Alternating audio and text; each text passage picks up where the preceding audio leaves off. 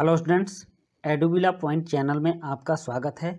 और आज हम पढ़ने जा रहे हैं आपके हिंदी की कार्यपत्रक 58। और ये जो कार्यपत्रक है क्लास 10 की है, जिसमें हम लोग व्याकरण पढ़ेंगे और व्याकरण के रस सिद्धांत के भाग 1 को जानेंगे। तो इस वर्कशीट को करने से पहले मैं आपको बता दूं कि हमारे चैनल पर सारी वर्कशीट एक दिन पहले अपलोड हो रही है। आप लोग इसे एक दिन पहले भी देख सकते हैं। तो चलिए शुरू करते हैं आज की वर्कशीट। और आज की वर्कशीट काफ़ी इंटरेस्टिंग है, क्योंकि यह हमारे जीवन से जुड़ी है, हमारे रोज़ रोज़ की घटनाओं से जुड़ी है। और यह वर्कशीट हमारे आनंद और अनुभूति को स्पर्श करने वाली है, इसलिए हम इसको बहुत ही अच्छे ढंग से जानेंगे और काफ़ी मन लगाकर पढ़ेंगे। तो आप लोग भी कोशिश कीजिएगा इसको समझने की। तो बच्चों, अब हम व्याकरण या साहित्य के एक महत्वपूर्ण अंग को रस जानेंगे। मतलब कि व्याकरण और साहित्य का एक महत्वपूर्ण अंग है रस। रस किसे कहते हैं? तो सबसे पहले हम यह समझ लें कि रस किसे कहते हैं। जब हम कोई कविता, कहानी, नाटक, उपन्यास आदि को पढ़ते हैं तो हमें कुछ अनुभूति महसूस होता है। जैसे कि आपने हम ध्यान दिया होगा कि आप जब कोई कहानी पढ़ते हैं तो आपको लगता है कि उस कहानी का कोई एक पात्र आप भी हैं, और उस तरह से कल्पना करके आप उस कहानी को पढ़ते हैं तो आपको आनंद की अनुभूति आती है। आप उस कहानी में डूब जाते हो, सोचने लगते हो, और वह कहानी गहरी छाप आपके दिमाग पर पकड़ लेती है। बहुत सी ऐसी कहानियाँ होती हैं जो कि हमने बचपन में पढ़ी सुनी है और वो हमें आज तक याद है। तो कहानी पढ़ने के बाद या सुनने के बाद जो आनंद की अनुभूति होती है, जो मन को संतुष्टि मिलती है, तो यह आनंद की अनुभूति काव्य या साहित्य को पढ़ने या सुनने से उत्पन्न होने वाली आनंद की अनुभूति को ही रस कहा जाता है। तो हमारे मन में, हमारे दिल में जो संतुष्टि आती है, जो आनंद की अनुभूति आती है, उसे ही रस कहते हैं। और यह अनुभूति ऐसी होती है कि काफ़ी लंबे समय तक इसका प्रभाव रहता है। और कह रहा है कि रस के अंग, तो रस के 4 अंग हैं। और 4 अंग में पहला है अस्थाई भाव, दूसरा है विभाव, तीसरा अनुभाव और चौथा है संचारी भाव। ये 4 अंग होते हैं रस के: अस्थाई भाव, विभाव, अनुभाव और संचारी भाव। किसी भी वर्कशीट को बच्चों आप इस ढंग से पढ़ो कि एक बार में ही उसके सारे कंटेंट्स आपको याद हो जाएं और पूरी तरह से आप उसको समझते चलें। तो आपने अभी तक जान लिया कि किसी भी साहित्य की विधा को, काव्य को पढ़ने, काव्य, नाटक या उपन्यास को पढ़ने सुनने से हमें जो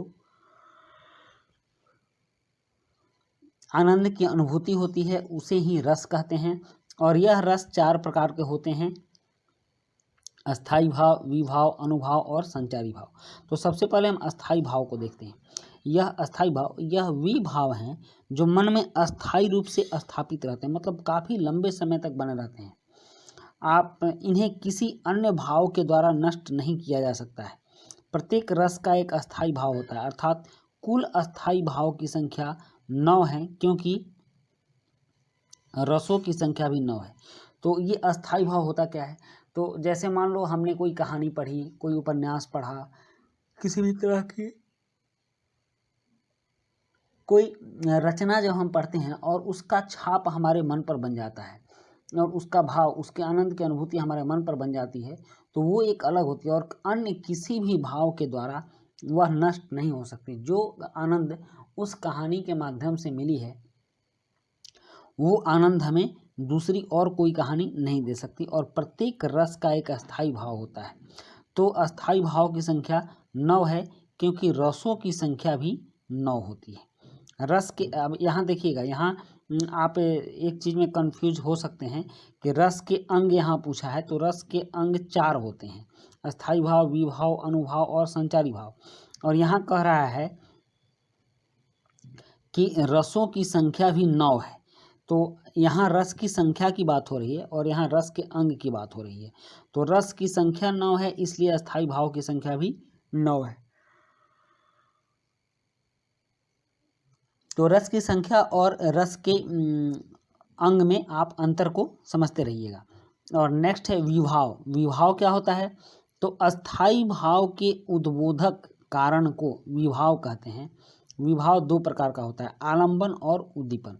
मतलब कह रहा है कि जिस कारण से हमारे अंदर, हमारे मन में अस्थाई भाव उत्पन्न होता है, जिस कहानी के जिस अंग से, कहानी के जिस पात्र से, या फिर कहानी के जिस घटना से हमारे मन में अस्थाई भाव उत्पन्न होता है, तो इसके उत्पन्न करने वाले कारण को विभाव कहते हैं।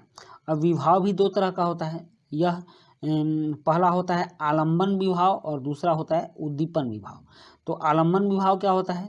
तो आलंबन में जिसका आलंबन या सहारा पाकर अस्थाई भाव जगते हैं, आलंबन विभाव कहता है। मतलब जिसके आश्रय से, जिसका सहारा पाकर अस्थाई भाव जगते हैं, जो स्रोत है अस्थाई भाव का, उसको क्या कहते हैं? आलंबन विभाव। और आलंबन विभाव के दो पक्ष होते हैं, आश्रयालंबन और विषयालंबन। आप कह सकते हैं आश्रय और विषय, आश्रय आलंबन और विषय आलंबन। जिसके मन में भाव जगे वह आश्रय लंबन कहलाता है। जैसे मान लीजिए कि माँ अपने पुत्र को प्यार करती है, तो माँ के मन में पुत्र के लिए भाव जगता है, तो यह क्या हो गया? आश्रय लंबन। और किसके लिए भाव जगता है? तो पुत्र के लिए भाव जगता है, तो यह हो गया विषय लंबन। तो जिसके मन में भाव जगते हैं वह आश्रय लंबन हो जाता है, और जिसके मन में भाव, जिसके लिए भाव जगते हैं वह विषय लंबन होता है। बहुत आसान सी बात है। तो जिसके मन में भाव जगे वह आश्रय लंबन, जिसके प्रति या जिसके मन में भाव जगे वह, जिसके कारण मन में भाव जगे वह विषयालंबन कहलाता है। उदाहरण है इसका, यदि राम के मन में सीता के प्रति रति का भाव जगता है तो राम आश्रय होंगे, क्योंकि किसके मन में भाव जग रहा है? तो राम के मन में। और किसके प्रति जग रहा है? तो सीता के प्रति। तो राम क्या होंगे? आश्रय होंगे, और सीता क्या होगी? विषय होंगे। तो यहाँ आपने आश्रय और विषय समझ लिया। जिसके मन में भाव जगेगा वह आश्रय होगा, और जिसके लिए भाव जगेगा वह विषय होगा। इसके बाद है उद्दीपन विभाव, क्योंकि हमने अभी आलंबन विभाव पढ़ा। आलंबन विभाव दो तरह के होते हैं, आलंबन विभाव और उद्दीपन विभाव। तो आलंबन विभाव पढ़ा, आलंबन विभाव भी दो तरह के हो गए, आश्रय लंबन और विषय लंबन। उसके बाद अब हम उद्दीपन विभाव पढ़ेंगे। तो उद्दीपन विभाव का डिफिनीशन है कि जिन वस्तुओं या परिस्थितियों को देखकर अस्थाई भाव उत्पन्न होता है। मतलब कि जिन वस्तु मतलब थिंग्स, सामान, जिस सामान, ठीक, ऑब्जेक्ट या परिस्थिति, घटना, जिस सामान या घटना परिस्थिति को देखकर अस्थाई भाव उद्दीपन होने लगता है, मतलब जगने लगता है, तो उद्दीपन विभाव कहलाता है। मतलब जिस घटना या वस्तु को देखकर अस्थाई भाव का जन्म होता है, उद्दीप्त होता है, उद्दीपन होता है, तो उसको उद्दीपन विभाव कहते हैं। जैसे चांदनी, कोकिल, कुंजन, एकांत स्थल, रमणीय उद्यान, नायक या नायिका की शारीरिक चेष्टाएं आदि। उपरोक्त जानकारी के आधार पर निम्नलिखित प्रश्नों का उत्तर लिखिए। तो पहले इसको हम समझ लेते हैं कि उद्दीपन विभाव, जैसे चांदनी को देखकर हमारे मन में ऐसा लगे कि यह काफ़ी खूबसूरत पल है, चांदनी है, चांदनी रात है, आकाश में तारे हैं, हम किसी बगीचे में बैठे हुए हैं। चांदनी रात में भी लोग बगीचे में बैठकर आनंद लेते हैं, वो काफ़ी अच्छा लगता है। या फिर कोकिल कुंजन है, कोयल बोल रही है, या फिर एकांत स्थल है जिसको देखकर मन में भाव उत्पन्न हो रहे हैं, या रमणीय उद्यान है, कोई पार्क है जो काफ़ी रोमांटिक लग रहा हो देखने में, या फिर नायक नायिका की शारीरिक चेष्टाएं हैं, कोई डांस इस तरह का कर रहे हो जो कि देखने में मन को एक भाव दे रहा हो। तो इस सब तरह से जो कारण होता है, अस्थाई भाव उत्पन्न करने का जो कारण होता है, जो परिस्थितियां कारण बनती है, उन्हीं परिस्थितियों को उद्दीपन विभाव कहते हैं। तो आपने समझ लिया उद्दीपन विभाव किसको कहते हैं? जिसके चलते मन में अस्थाई भाव उद्दीप्त होता है उसको उद्दीपन विभाव कहते हैं। वह कोई वस्तु हो सकती है, कोई जगह हो सकती है, कोई घटना हो सकती है, तो इससे ही उद्दीपन विभाव उत्पन्न होता है। अब यहाँ कुछ प्रश्न दिए गए हैं, जैसे यहाँ 5 प्रश्न हैं, तो चलिए इन 5 प्रश्नों के उत्तर को कर लेते हैं। ये आपके वर्कशीट से रिलेटेड ही प्रश्न है। यहाँ प्रश्न 1 है कि रस किसे कहा गया है? उत्तर लिखिए। तो इसका उत्तर है काव्य या साहित्य को पढ़ने या सुनने से उत्पन्न होने वाली आनंद की अनुभूति को रस कहा जाता है। आपने समझ लिया, काव्य या साहित्य को पढ़ने या सुनने से उत्पन्न होने वाली आनंद की अनुभूति को रस कहा जाता है। और रस के 4 अंग कौन से होते हैं?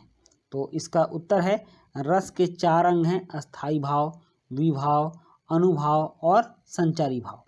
उसके बाद है अस्थाई भाव की संख्या कितनी होती है? तो अस्थाई भावों की संख्या 9 होती है।